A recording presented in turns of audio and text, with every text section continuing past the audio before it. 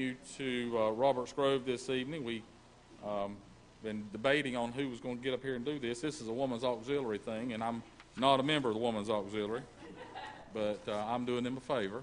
And this is a woman's auxiliary study course tonight that we had originally planned for back before Christmas, I think, and we had some miscommunications, and I think we had Brother Harold, we opened our Bibles to Matthew's Gospel, and we did a little talk about sending and dismissed. But Brother Harold is here tonight, and he's going to give us an update on our work with our international ministry for Original Free Will Baptist. Is there anything else needs to be said, ladies? All right, Brother Harold, if you would come.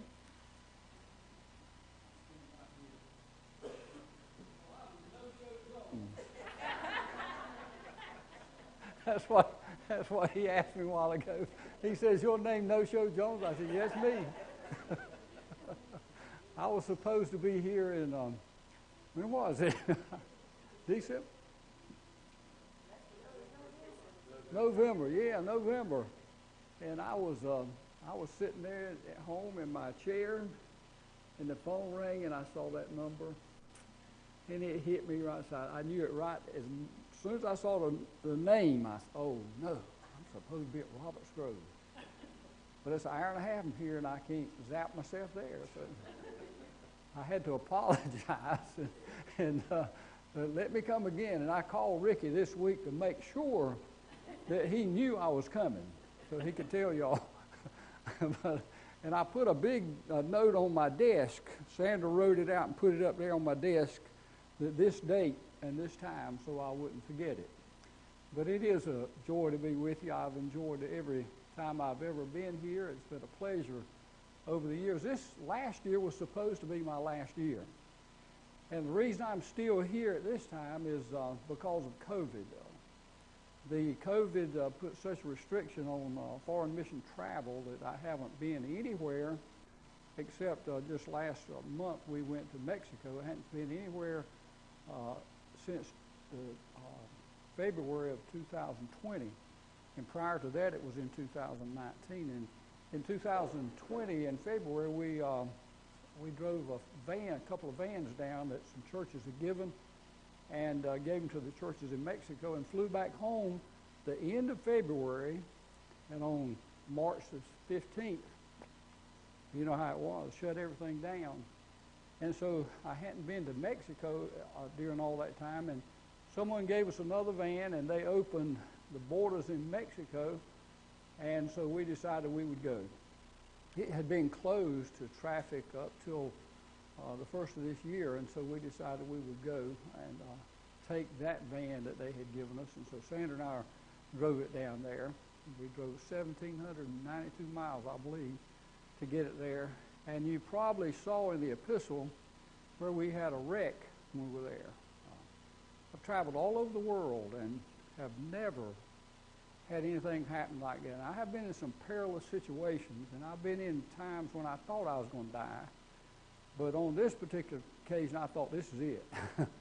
When he ran off the road and hit that embankment, I don't know what happened until it stopped, because it was shaking and bouncing me so bad in the car. And it tore the car all to pieces. All the airbags went off, and seatbelt held us. It bruised us up some, but thank the Lord. I told Sandra, I said, well, the Lord must have a few more things for these old folks to do. So we're still here, because it could have killed us in that wreck. But we're thankful to be here, and thank you for your prayers and for that trip and for the other trips we've been on. This year will probably most likely be the last year that I'll be the foreign mission director. At the end of this year, they'll appoint somebody else, and I'll help them transition some into next year. But I'll be 83 years old in September, and it's probably time for a younger person to take this job. I would do it till I was 100, but that might not be a good thing. People think I'm going to live to be 100, but and I might. You can't ever tell, but I hope the Lord comes before that time. people ask me, how old are you? I say, well, I'm 18 years away from 100. So, man, that's not long, is it? But our foreign mission work over the last 2 years has suffered like everything else. It suffered in some ways, in other ways it's still been able to go. They've been restricted in the things that they could do in the countries, but we have had progress on all the fields. They've continued to do their ministries. For a while they had to do like we have done. They had to do virtually. But through all of this, our giving has held up. Our churches have been faithful in supporting the individuals. And in some ways, the giving was better than it was before the pandemic struck. And so we have been able to fund all of our fields fully. When it first happened, I sent a letter to all the fields, and I told them, you better tighten up what you're doing, because I'm not sure how funds will come in with our churches closed. But I have to say, the Free Will Baptist people stepped up, and they've supported us during that whole time, and we did not miss anything that we were supposed to support. And we want to thank you folks for being faithful during that time too. Our telethon is coming up again next month. This is our major fundraiser for the year, and we are sending out a packet this next week, and I've already talked to Ricky about it. It has a USB port stick in it. It has four videos for each Sunday in the month, and I think you'll enjoy those. It has some bonus ones on there. He can pass that around. Y'all can look at it on your laptops or something, but there's a bunch of them on there, and I think you'll enjoy it. Our fields responded well in sending us videos, and so we want to thank you again for supporting us throughout all these years. I've been Foreign Mission Director since November of 1981, which has been quite a while now. And it's been a wonderful, wonderful journey. Tonight I'm going to show you some slides. Now these aren't new, but you haven't seen them, so they're new to you. This is the last time I did any traveling, and I think they'll bless you. There's something in here for children, and there's something here for adults. There's something for all of us to see what God is doing around the world. And I believe this is the one where I've got the most awesome baptismal service that I was ever in my whole life, and I've baptized a lot of people in many different countries. But this one goes to the top of the list. I've never been in a situation like that in my life. It was almost like a National Geographic moment. You can't see it in these slides the way I saw it standing down in that water. But to see that crowd of people on the bank, well over 100, well more than 100 people looking and singing, was the most glorious moment that I've ever had in a baptismal service in my life. So can you dim the lights a little? And I'll step back here, and if you can't hear me well, just tell me. Okay. Might cut them off through here. Make it brighter, won't it?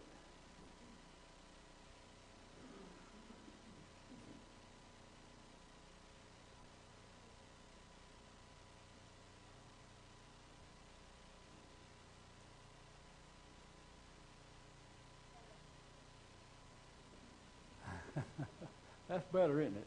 It makes it brighter. Well, you as Free Will Baptists have work in, the work. Come on down. It's working up till now.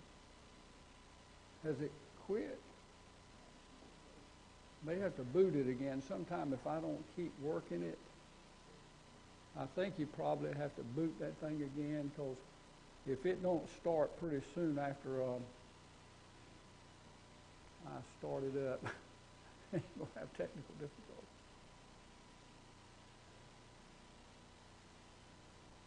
If you cut it off, and if you pull it off and pull it back on one time, it'll go then. It's just it's been sitting there long without me doing it, and it freezes.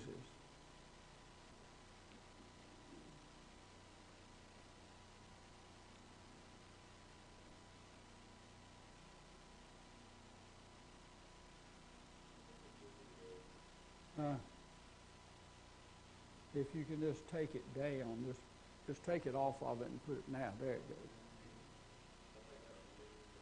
That was you. That's me there. Are you doing it now?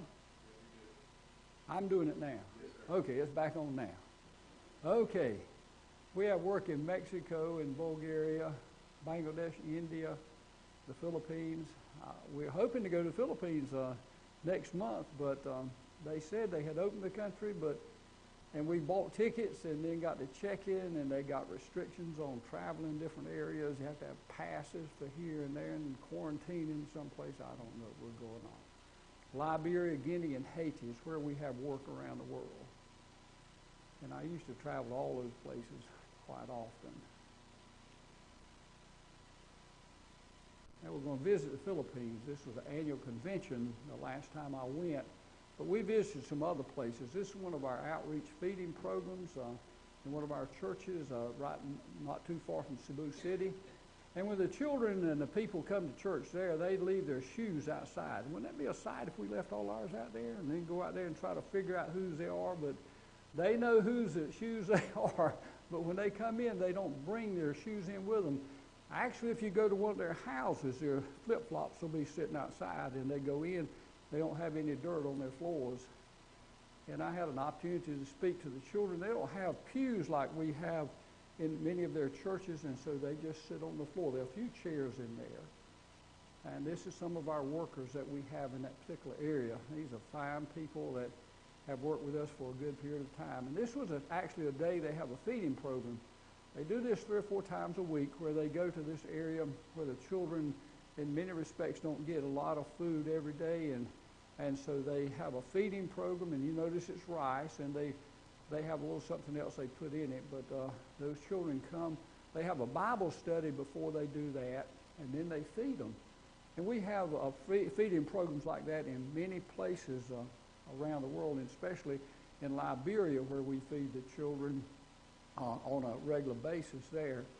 And then this is a morning worship in Cebu, where I was there. And the reason it's decorated like that is there was a wedding the day before, and I had a part in that wedding, and they decorated that church in that way, all that stuff hanging down. And there's another young man that's supposed to be married. He was hoping to get married in April, and I was supposed to do it, but I can't get there at a time. And so because of the COVID thing, they had to move it back to May. But his name's Harold, and he wanted me to do the ceremony for him. They named him after me, and I was hoping I could do that, but I won't be able to be there for that.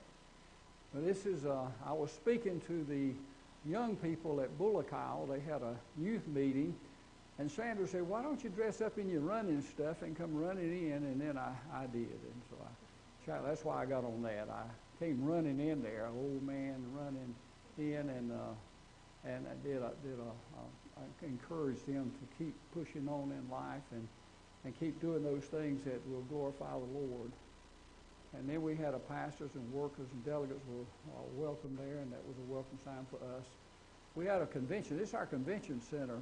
I don't think it don't look quite like this now. They had a typhoon that hit there in December, and this building that you see, the one prominent there in front of us, it knocked the top of it off.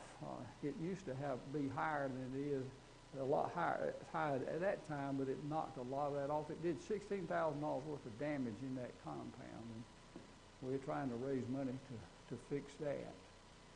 This was our convention. There weren't as many there this year at the convention as there had been. There was some problems in travel, so a lot of them didn't come. But they have to cook a lot of food for the people that come, and so they cook it in big pots like that. They like stews and probably fish or something in that. And this was the last night of the convention at that particular time.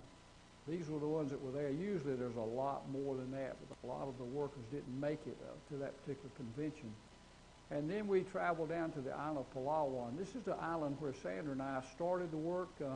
When we went to the Philippines, the first church that was started was in Palawan, and we started that church on Palawan Island. And you travel around the islands on bancas like that. A lot of places in the Philippines are inaccessible by road or air, and the only way you can get there is on a banca like that. So this was traveling over to Gawit on the banca. I had a beautiful ride, some of the most beautiful places in the world or in the Philippines. And that's a great day for a bonker ride. And that's Galway. Isn't that beautiful? Those people live there all the time, and I'm sure they don't see the beauty of the place, all those coconut trees and the beauty of that beach that they have. And they had prepared a lunch for us, sort of a brunch when we got there, so we had some delicious Filipino food. And there's Sandra with some of the children. They always gather around her when we go. This was the church building there in Galway, and there's a new building being constructed there now, much larger than this, because they have a good congregation there, and that was during the week, so everybody won't there, but it usually overflows so much on Sunday they can't all get in there, so we've sent money, and they're just about through with that new building they constructed. This is the people that were there on that particular day during the week with us. And then we walked along through the village, and you can see the type of housing the people live in are nipa huts, a little bit different than the kind of housing we live in, but the roof of it's made out of coconut leaves, and the walls are made out of woven bamboo, and the floor is split bamboo. And they're built up on stilts because they keep their hogs and their chickens underneath the house. There's no electricity in that area either, so that's how they live. This is a dear friend, Pastor Borja's father. He and I are close to the same age, and had a baptismal service there. It was a rough place to get into. I was going to help them, but it was so rough in there, they said better for me not to do it. So they went in and had a baptismal service there. Then it was time to get back on the Banca and head back to Puerto Princesa City. And then we went down south, and you can tell these folks kind of have a liking for us down there. They did welcome us well, but this is a young couple, and they are just sweet as they can be. And they call us like their mama and their papa. And this was during the church, the liturgical dance of the young ladies. They do that in a lot of our churches around the world. And then I had an opportunity to speak. This church here, if you go there on a Sunday morning, it's hard to find a gray hair in it. It's full of young people. Now that'd be a good thing to happen here, wouldn't it? To have a lot of young people to look at them. You see them sitting out there. The whole congregation just about full of young people that fill that church up. That's a pastor, Brother Alvin Doggott, sitting beside of me, and his wife Lila sitting beside of Sandra, and that's their daughters. They have a lovely family, and we keep in touch with them all the time. They are always talking to us. This is a Free Will Baptist Church in Ipilan, Nara, Palawan, and they were in the process of building a building, but they had run out of money to finish it, and so they were asking me if there was any way we could send them the funds to finish, and we have since then. They finished that building, but I don't have any pictures of it, but we sent funds for them to finish. And this is one of our churches that we constructed some years ago, Floridale. That's a nice congregation there. This is a fine young man here, his wife, Jimmy Ongbong, and his wife. They do a tremendous work. They don't only have the church there, but they have outreaches around where they have other churches. They have a school there, a Christian school, and this is inside the classroom, a little bit different than the classrooms here. And these were the children that were there on that Sunday morning. Can you imagine having that many children up in front to sing for you in the congregation that Sunday? And then after the church service, we had a fine meal of all that delicious Filipino food. I'd love to have some of it so badly. Hey, some good stuff on that table, folks. You can chow down there, and I mean, it's good stuff. Look at them, platefuls of it. They had a good meal that day, and then they got on the church van. They don't have vans over there like we have. There's somebody in the church got a truck, and they just pile in the back of that. When they go to camp, a lot of times they'll call the government, and they'll send a dump truck, and they'll get in the back of the dump truck, and they'll take them to camp. They do that for them. And this is Pastor Andrino Seaguy and his wife and his daughter and her children. You see the one dressed in red there, the boy dressed in, they call him Red. And the other one with the blue shirt, they call him Blue. And the other one, I can't remember what they named that one, but they dress them in red and blue, and they call them Red and Blue. But he's the president of the Free Will Baptist Church in the Philippines. And this was during a conference, convention that we had there in Palawan. And I was having an opportunity to speak. Then we had communion together. Always enjoy having communion together and feet washing with our people. Pray for the Philippines. It's a beautiful country in a lot of need right now because COVID has just devastated in many ways. The economy is all to pieces because of what the pandemic has done. Now we'll travel to Bulgaria. We went in September. This was 2018. And Harry and Doris Grubbs went with us, and Teresa Ball went with us at that time. And the redhead lady there is Pastor Costa's wife. After we arrived in the city, in Varna. And the children, these are some of the gypsy children that we minister to there. In Bulgaria, all of our work is among gypsies, and these are gypsy people. You know, gypsies have a bad reputation of stealing from you and lying to you and cheating you and all that. But I'll tell you what, a gypsy that comes to know Christ is another person just like we are, a sinner saved by grace, and old things pass away and all things become new. They have a school there because a lot of these children won't go to school. They're dressed good there because we buy the clothes for them. But if you go into gypsy camp, the children don't have hygiene, they don't wash, so they smell bad. And when they go to school, the kids make fun of them and bully them. And so a lot of kids in the gypsy camps never go to school. So we have this school there for the gypsy kids to come to. We teach them all the things they need to know about hygiene, provide them with the stuff, and clothe them, and they are fine children. This is one of the most precious times here. These children are just recent ones that had come in, and when they first come, they're unruly. They don't smell good. Some of them had never had a toothbrush in their life, had never brushed their teeth. So we give them toothbrush or toothpaste, teach them how to brush their teeth, and then we feed them when they have a Bible study, but they teach them how to pray. And that touches my heart every time I see that picture. They teach them to pray with their hands open like that, like she's holding them, because where do our blessings come from? They come from God, don't they? And they teach them to pray with their hands like that. Lord, we want to receive what you have for us. And they teach the little children how to pray. And it's the most precious thing because they come from some rough backgrounds and can't understand why people hate people that are beautiful like that. And then we give them food. Every time they come they're fed. And Sandra had made one of those rubber band bracelets for every child we met. She had worked on them things for months. She had a bag full of them. And every child we saw, she gave one. This was in the Baltic where Willem and Lydia were the ones in Baltic. That's Brother Kirill Svilanov. He's the president of our church in Bulgaria, and he was with us translating. And that's the gypsy. Brenda's been there. And this is the gypsy children singing. Harry looked like he was happy at that time. And we gave out school bags. That's Teresa giving out school bags. These are some of the gypsy women that gave them things for. This little boy here was going to have a hernia surgery, and they wanted me to pray for him, and so I had to pray for him. And this was Turkia.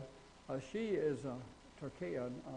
She had heart trouble and was losing her eyesight, and we had been in touch with them about that, and so she wanted me to pray for her. These are some of the gypsy ladies that you see there dressed in the old-fashioned way. And that's Pastor Costa. He's dead now, I'm sad to say. He's one of the finest men I've ever met in my life, and he died of COVID right after it started. It started up in March, and I think he died in March of 2020. It got him quickly. But he was a fine man. That's Harry preaching. That was a church that Sunday morning. We certainly enjoyed being there. This was a translation of the Bible in the Romano language. The language of the gypsy people is Romano. They speak a different language, and they speak Bulgarian, but they have their own language among themselves. And this is the first time the Bible had been translated into that language. There's a group of people in our building there that were working on it one time when I was there. And I went up there and talked to them about it, and they said, thank you for having a place where gypsy people can meet and work on things. And they were in the boardroom, And they were working on this Bible. So when I went, they showed me this copy that they had finished. That's a translation of the New Testament. And that verse 16 is, "For God so loved the world that he gave his only begotten Son, that whosoever believeth in him should not perish but have everlasting life." But that's in Romano, and none of us can read that. This is Pastor Nikolai. He has a community ministry and in an area where the gypsy children will not come to our building. So we rent a place there, and he works with children there, and they have talents. We went into Greece when we were there to visit in Greece, and this is Paul's prison. You hear about where Paul was in prison in Philippi, and this is it. They say it's it. Down in that dungeon there is where Paul was, St. Paul's prison. And that's what Philippi looks like now in Greece. It's all ruins now, but in that day it was a thriving place. This is Thessalonica on the seaside. And now we'll travel to Liberia. I went there in 2019. These are some of the fine roads you travel on there. You can travel all day long on a dirt road, and then in the rainy season, you can't travel here. The ruts get deep as the cars. You can drive a car down in the ruts. And this is a church. We built 1 year, we built 7 church buildings there. This is Nimba, in Prince of Peace Free Baptist Church. I went to visit them. And we gave out mosquito nets because a mosquito net will save the life of a child. Malaria is one of the big killers of children in Africa. I've had it 5 times. It's a terrible thing to have, but it's unfortunate enough that I can get the medicine and cure and be cured from it, but it's a terrible thing. It'll kill you. And this is an offering that Sunday morning. They don't have, a lot of them don't have money they can give, so they bring all those bananas, and then they take them to the market and sell them for money for the church. That's how they operate the church. So that was an offering on Sunday morning. And then we're walking down to that baptismal service. And this is the most awesome thing I've ever been in my life. Look at the people standing up there on that bank. And I stood down in that water and looked up at that. I thought, Lord, have mercy. Thank you, Lord, that you let this little boy from North Carolina stand in a place like this. My goodness, I will never forget it. And I had a chance to baptize about 15 people that day. Look at them. They were standing there, and that lady kept her hands up, and they were singing the African chant. The whole time I was baptizing those people, I'll never forget that as long as I live. Looking, people on the other side of the bank, looking. People had just gathered up and down the river to look at us as we baptized those people. That was a glorious experience for me. And then nobody had it, so they were walking back. See the little baby on the back of the lady there? Heading back to the church. And this young man, I don't know his name. I wish I had got his name written it down. But he did bless me. I had taken my shoes off to go in the water. And when I came out, it was so muddy. I thought, I can't put my shoes back on right here. And he walked up there to me and took his flip-flops off and gave them to me to walk back up to where we were going. But my feet are so tender going back through. And I will never forget him for that. And this is another Anchor of Faith Free Baptist Church. We visited with them, and these are lovely choir ladies. And then this is something that all of you want. I probably wish you had one right now. Have y'all got any of those here tonight? Roasted rubber tree worms.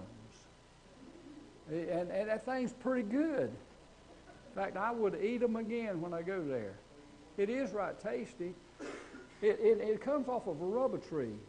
The largest plantation of rubber trees in the world is in Liberia. It's owned by Firestone. And these worms will bore into the tree, and it'll kill the tree. So people go out and pick the tobacco worms. You pick the rubber tree worms off, and I don't know if somebody dropped one in fire one day and it tasted of it or something, how it came to be a delicacy. But now you ride down the road in certain places where the plantation is, and they're out there with these sticks selling them, bunches of them. So we got us some sticks and ate it. I declare I wish we had some tonight. And I know y'all do too. And this was our official welcome at the Faith. This is our main church in in Monrovia, and that's inside the building. We built this building a few years ago there. And this is Caleb's Dollar Ministry, and I think you kids have given money for that. And look, you help feed 1,400 children in the schools we have there, and we feed them every day. And the cost has gone up on the feeding than what it used to be. And then we went to Harold Jones School. They named it after me, Bono Town Toady. And they'll stand out there to welcome me, walk through all them people. And you can spot me, can't you? Sure enough. I tell you, they're lovely people, though. I love to be with them, and they love me when I go there. This is inside the church. Now, they're a little bit more happier than we are when they get into church. I mean, when they start their music, they all get out in the aisle, and they move around a little bit. we think something's wrong here. And then I had a blessing for them. They want me to pray for them. And Brother Creel, he gave out medicine. He's a medical doctor. And these are some of the kids that go to that school. There's a lot more of them, but it wasn't a school day. They had just actually come because I was there that day. Then if you want to get gasoline in Liberia, a lot of places, this is how you buy it. You buy it by the gallon. Now, they have gas stations like we have, but a lot of them don't trust that gas station. They'll put it in there and say, I don't believe you put that much in there. So they like to buy it from these places here where they see it in a gallon jug and they pour it in there. They know they've got a gallon. That's the gas station. Isn't that pretty neat? You know you get 5 gallons, you've got 5 gallons. This is a school we have in Monrovia. And these are some of the kids that go to school there at that particular school. And Creel was speaking to them. And this is another one of the schools we have called Brilliant Children's School, and they are brilliant. We have a program where we help the ladies with vocational training. They learn how to do tie-dye and soap and different things. And we have graduating classes about 2 or 3 times a year. And this was another baptismal service I had at Painesville. And the reason we were laughing here, you see Brother Ganita laughing. I asked that lady, I said, what's your name? And she said, Old Lady. And I said, Brother Ganita, can you ask her what her name is? And she said, my name's Old Lady. And that was her name. I couldn't believe it. And I had to say, Old Lady, in the name of the Father, Son, and the Holy Spirit. I got up here tickled. He did too. I couldn't help it. But I have never baptized in my life. It's the first old lady I've baptized. But I have some hilarious things that happened. But they're the kids I baptized that day. We had a crusade, and it was a 3-night crusade. I preached one night, Brother Ganita preached one night, and Creel preached one night. They had already moved the stage. This was the next day, but we had people there. I was up on the stage, and I could not see those people. I stand up there. I said, I've got to get down where I can see them. So I walked down there in front where I could see them. Then this is another church we visited, another church we have there, the dedication of the Second Chance Free Will Baptist Church, and that was a choir.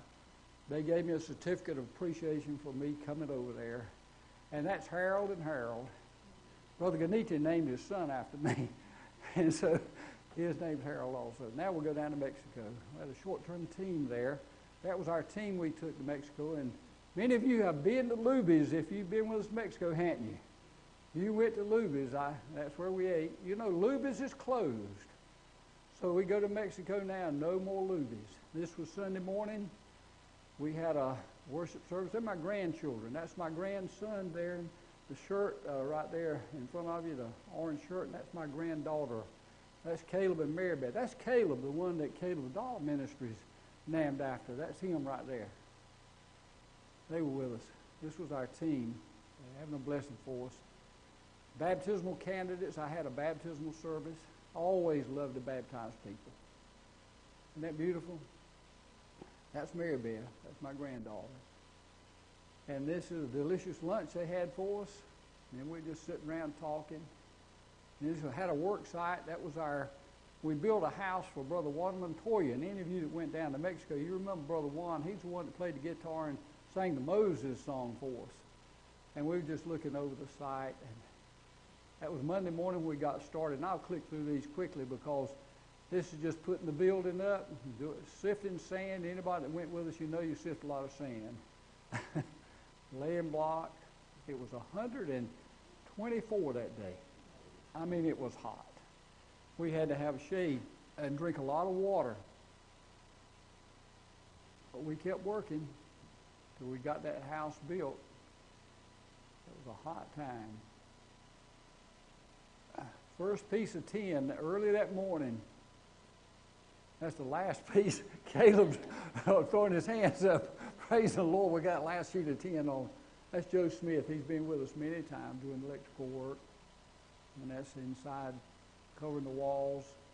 This was the day we didn't finish it. They had to go back. And that's Brother Juan Montoya. Anybody who's been with us, you remember Juan, don't you? Yeah, he's getting older. We built that. He's going to retire in a couple of years, and so we built that house for him to retire in. And that's he and his wife.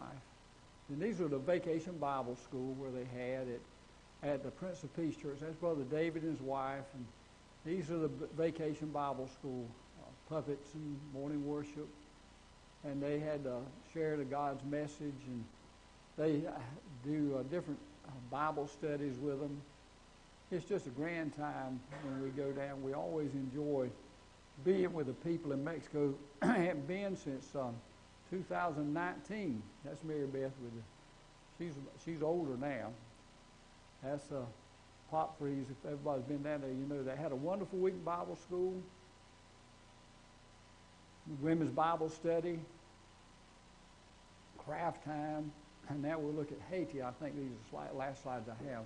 That's Bishop Robert there in the middle and the pastor of our church in Haiti. I went down there school was out at that time, so this is a compound we have in Haiti. Haiti is too dangerous to go to right now. I don't know when I'll ever go to Haiti again. It's in turmoil down there. I mean, it's a dangerous place to go. Gangs are controlling the country. We still support the work, but the people in the country have to do it. We haven't been down there since this particular time. It's too dangerous. This was during the morning worship service. Special music in French. If you know French, you enjoy that. The music's beautiful. And these are the last slides. Lift up your eyes and look on the fields, for they are white or already to harvest. And he said, go into all the world and preach the gospel to every creature. That's our chief business as a church, is to share Christ with all the world. I want to thank you folks. You have been so faithful in supporting ministry. This is an extension of your church, and this is just a gist of the things that we do. This is not every country that we have, but these are some of the slides of the places where we work. And thank you so much for letting me come, and I hope that this makes up for me not being here in November. Thank you so much. Any questions?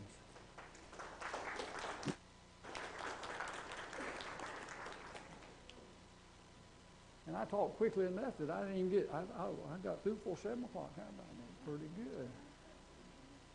Brother Harold, thank you so much for being with us, and we are so thankful for the work that he and Sandra have done over the years, and we know that he has plans of much deserved rest.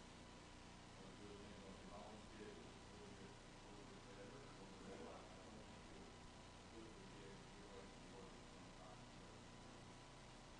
In God's time, and we'll be praying for Liz and Sandra and continuing to pray to support the work of our foreign mission. I wonder if there. To one of the fields every year on our own. I'm not going to quit visiting. You're not going to throw away your passport? No, I'm going to keep that thing. I'm going as long as I'm able to go. Does anyone have any questions for Brother Harold? Any questions? Well, we do look forward to a day when the world is not as threatened by COVID as it is now. Amen. And maybe we can do mission work here and abroad a little bit better than we can now. Looking forward to it. Got some things in mind we want to do, at least the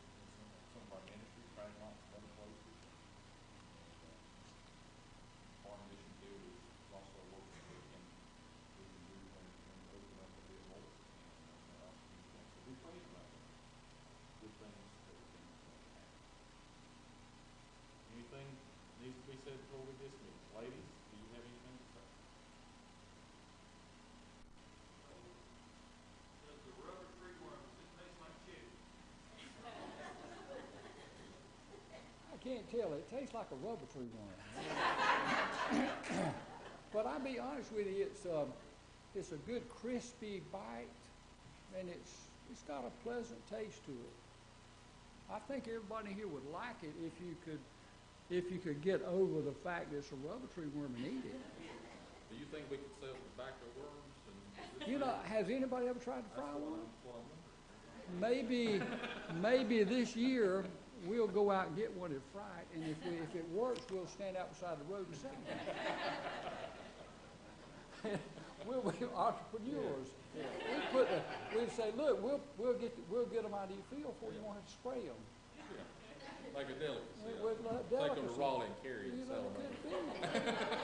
You don't know.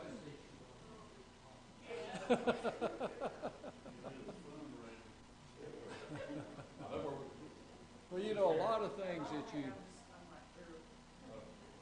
things you eat in places like that, you have to not think about it.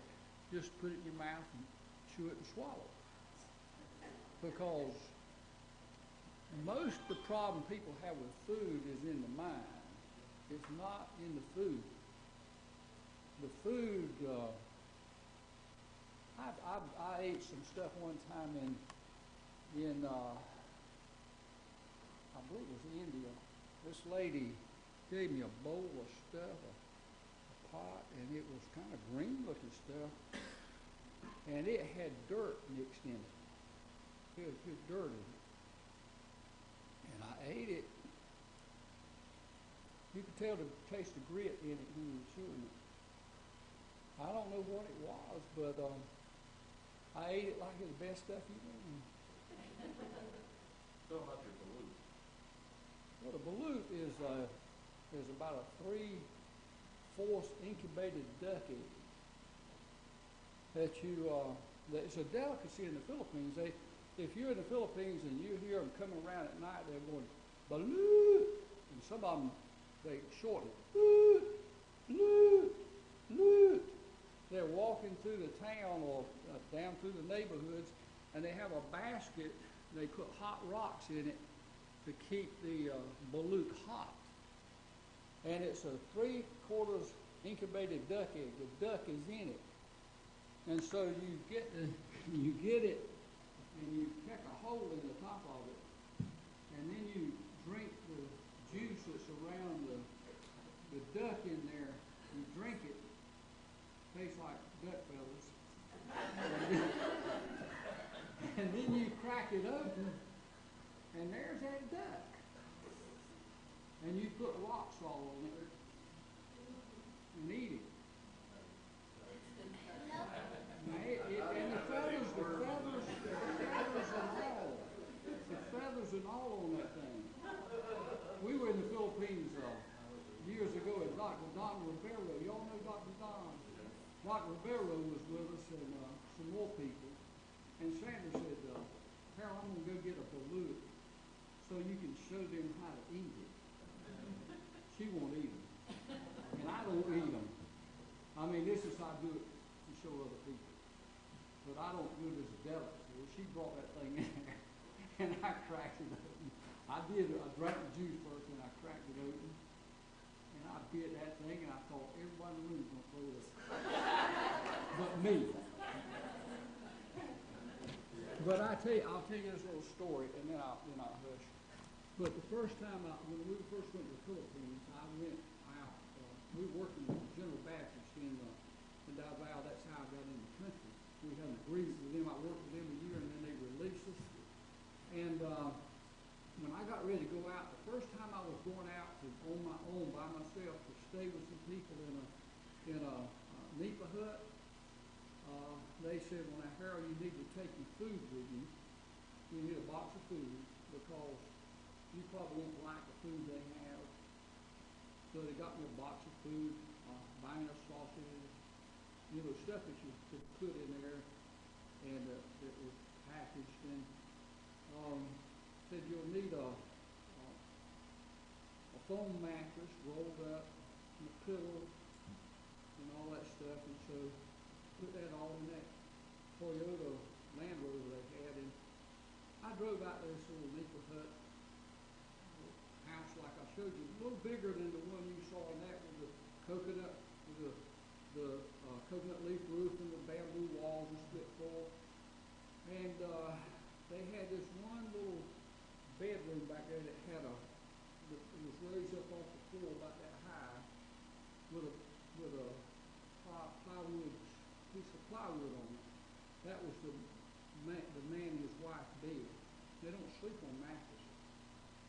So I went in, put my foam rubber back there, laid it down, had my box of food, take in, and hadn't been there long, and he said, would you like to have a cup of coffee? I said, yeah, I'd enjoy it. Went in is what they call a dirty kitchen.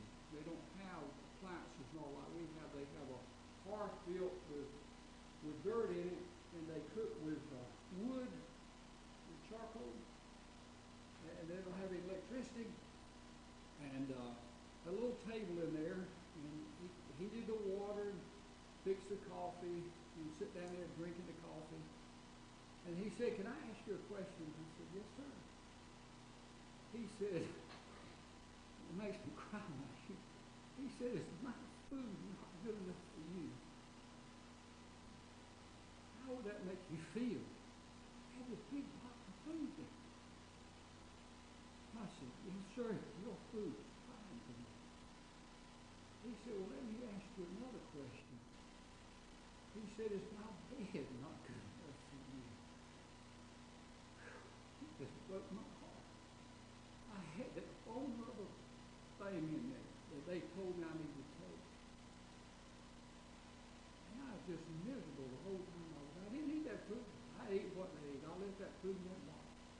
I had that foam rubber thing. I went in there that night and laid down on that bed. I had that foam rubber thing. And I had a mosquito net over me because mosquitoes are bad. And I tell you, the rats came in that night with that big. After that food, I mean, they were just, I cut light on them, they go back out the wall because there's nothing to keep them out. And I laid there all night long miserable. And I said, Harold, you'll never, ever, ever take a mattress or a bit of food with you when you go to that house. If they eat dirt, you'll eat dirt.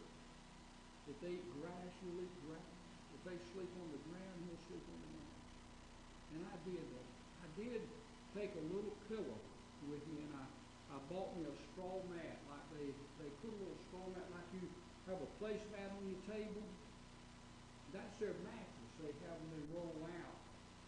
And I didn't want them to roll me out their mattress they sleep on.